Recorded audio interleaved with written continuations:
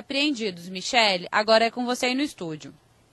Ana, obrigada pelas informações e até daqui a pouco.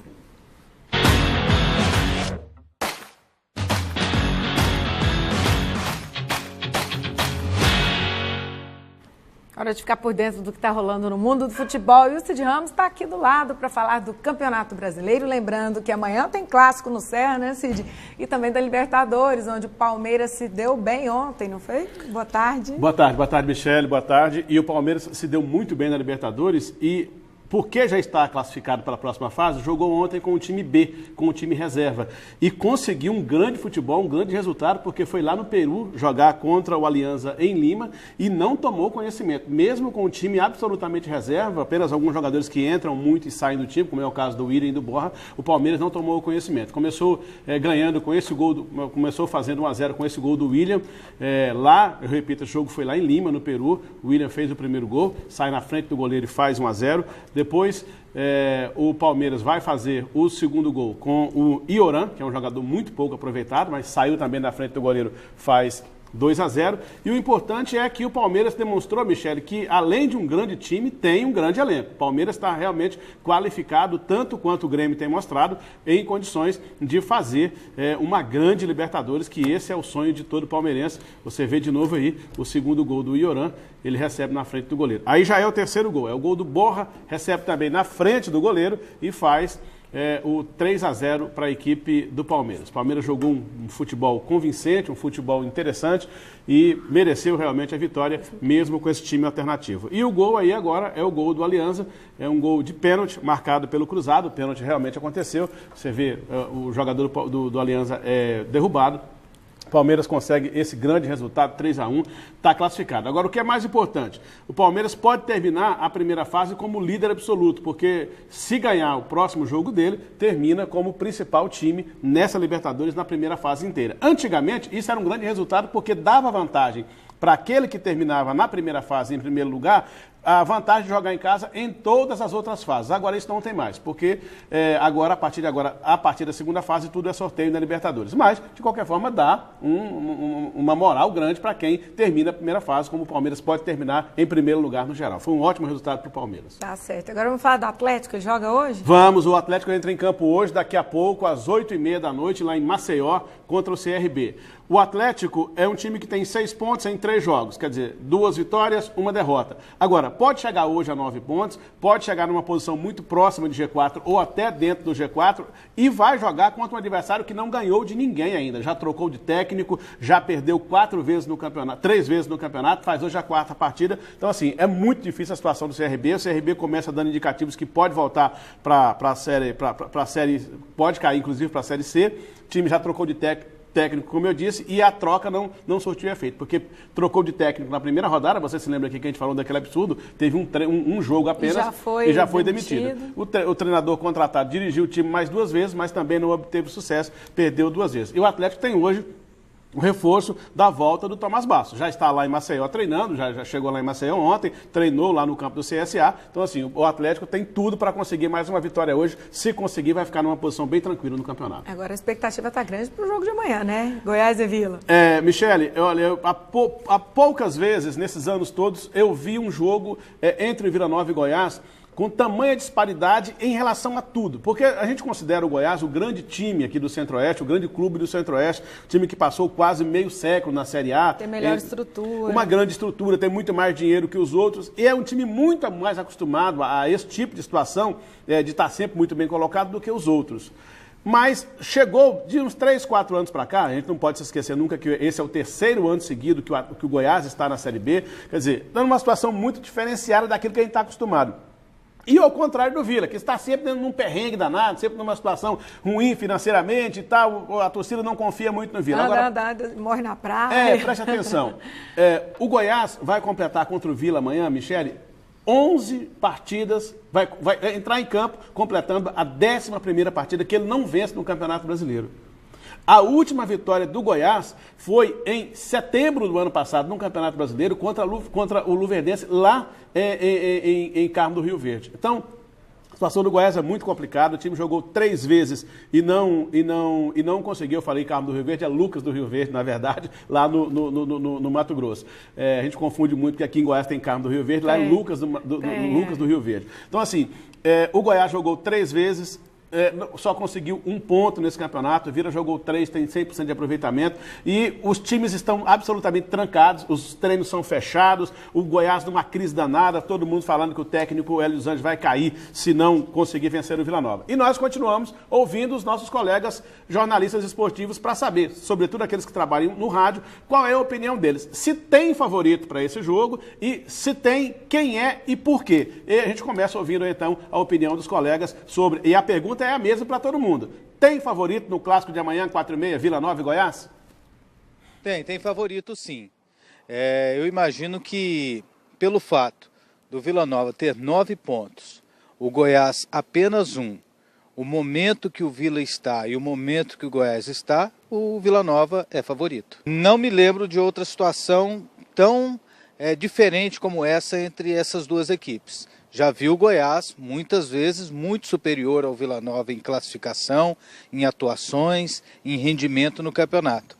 Desse jeito, como está nessa competição, nessa Série B 2018, eu nunca vi. O Vila Nova. Por quê? Porque é muito melhor do que o Goiás. Tanto que fez 3 jogos, ganhou os 3. O Goiás fez 3, não ganhou nenhum. E quando você fala com esse entusiasmo, você muitas vezes é mal interpretado. Mas o Vila está superior e o superior é favorito. Porque aquela balela de que em clássico não tem favorito, aquilo não me pega. E um detalhe, quando você aponta alguém como favorito, nem teria que falar. Nem sempre o favoritismo é confirmado. Aqui ninguém adivinha. Estamos dando uma previsão. O favorito da vez é o Vila Nova. É tão raro o Vila ser favorito contra o Goiás. Acho que isso aconteceu poucas vezes na história recente aqui do nosso futebol. Mas pela campanha que faz, um time mais organizado nesse momento. O Goiás tem problemas não só na questão de não fazer uma boa campanha nesse início de Campeonato Brasileiro, mas o Goiás tem desfalques. Então o Goiás tem muitos problemas diante de um Vila Nova que está bem mais preparado para esse momento. Eu esperava um equilíbrio maior nas campanhas até agora, né? E aí a gente procura uma razão para esse desequilíbrio. 9 pontos para o Vila, 1 ponto para o Goiás. O Goiás começa tão mal quanto começou no ano passado. E o Vila começa de uma maneira tão boa como nunca começou no Campeonato Brasileiro. Isso tudo indica o Vila como favorito. Para mim não tem. Para mim não tem, eu vou explicar por quê. Exatamente pelo fato que o adversário do Vila Nova é o Goiás. Se você considerar aí que quem começou melhor o Campeonato Brasileiro, é evidentemente que o Vila Nova começou muito melhor, né? 100% de aproveitamento, o Goiás tem apenas 1 ponto em 9 disputados, mas o Goiás, nesse tipo de situação, cresce muito. E a gente sabe que o Hélio dos Anjos vai dar assim, a vida para esse jogo aí, porque sabe que se perder, a situação dele se torna insustentável no Goiás. Então, para mim, não tem favorito, é um jogo muito equilibrado. A situação do Hélio realmente é complicada. Você percebeu uma coisa, né? Nós ouvimos 4 colegas de ontem, 5 hoje, nenhum até agora deu favoritismo para o Goiás. Todos, à exceção do Nivaldo, que diz que não tem favorito no jogo, mas ele não deu favoritismo para o Goiás também, todos os outros disseram que o Vila Nova é favorito para o jogo. E amanhã a gente vai ouvir outros colegas.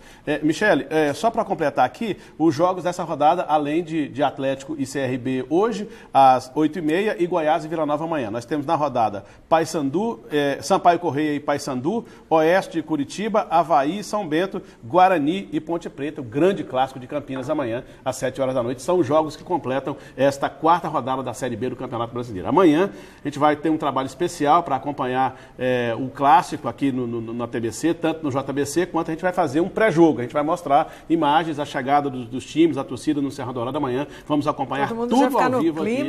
A gente vai acompanhar, dar uma cobertura diferente para esse grande clássico de amanhã. Pena, mais uma vez eu continuo dizendo, pena que apenas uma torcida vai poder ver o jogo. Verdade. Agora vamos falar de Copa do Mundo. Hoje a gente tem aí mais uma seleção que vai participar dessa Copa. Vamos mostrar com a Graça Torres mais uma seleção que vai participar da Copa no TBC na Copa.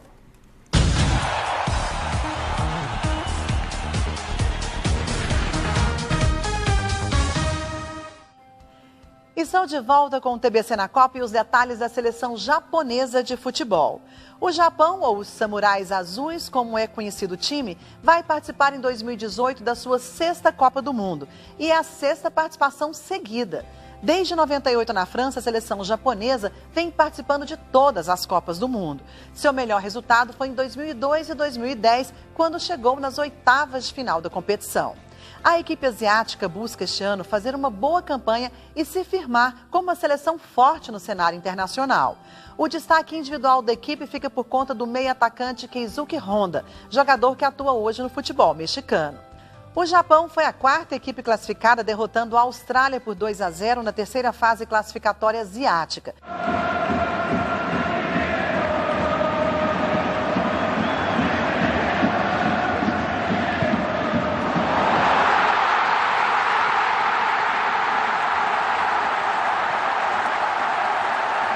Os Samurais Azuis, liderado por um técnico bósnio, passaram por algumas mudanças durante os jogos preparatórios. A espinha dorsal do elenco continua formada por alguns jogadores de carreira estabelecida na Europa, como Kawashima, Yoshida, Nagatomo e Osaka. Mas o japonês vem construindo gosto pelo futebol. Em japonês, futebol é saka. A palavra deriva do inglês soccer. Há registros de que o futebol chegou no Japão na era Meiji, entre 1868 e 1912, época na qual o país abriu-se a influências ocidentais no intenso esforço de industrialização e modernização. Desde então, os japoneses passaram a dividir os esportes no país em 2 grupos. Os tradicionais, que você também conhece, o sumô, o judô, o karatê e outros importados do Ocidente. Mas viver entre Ocidente e Oriente é peripécia do povo japonês. A high-tech Tóquio convive em perfeita harmonia com os templos shintoístas. Mas o Japão também extrapola fronteiras. Cada vez mais a cultura japonesa invade o Ocidente, seja nos restaurantes, nos animes e mangás ou nas lutas, hoje tão populares em qualquer parte do globo.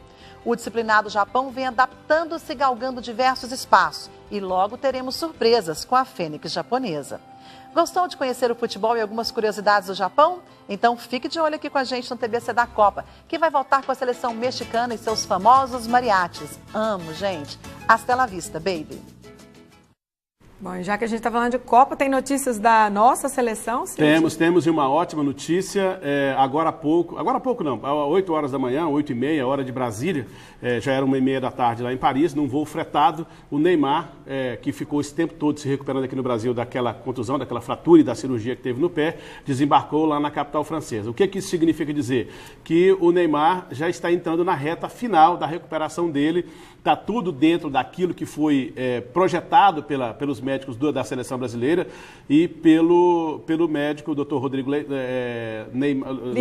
Lasmar. Isso, pois é.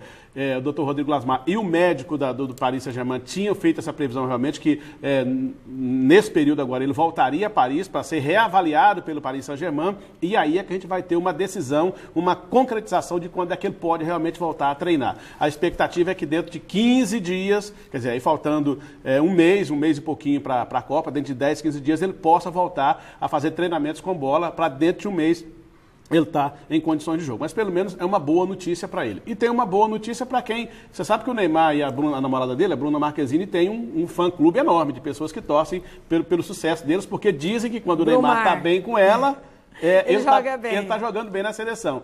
Então, a informação é muito nova.